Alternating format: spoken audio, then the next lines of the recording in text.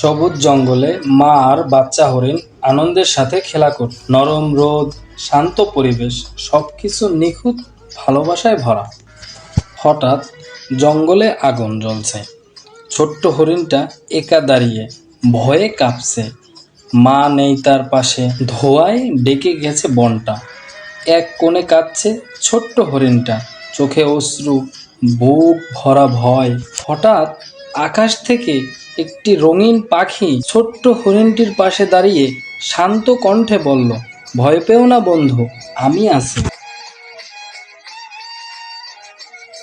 গাছের ডালে বসে পাখিটা ইশারা করলো, সামনে গাছের আড়ালে তোমার মা। পাখিটির এই কথা শুনে ছোট্ট হরিণটি মায়ের কাছে দৌড়ে চলে গেল এবং ভয়ে ভেজা চোখে জড়িয়ে ধরলো তার মা। ছোট্ট হরিণটি তার মাকে পেয়ে পাশাপাশি দাঁড়িয়ে আছে নিঃশব্দে। ভালোবাসা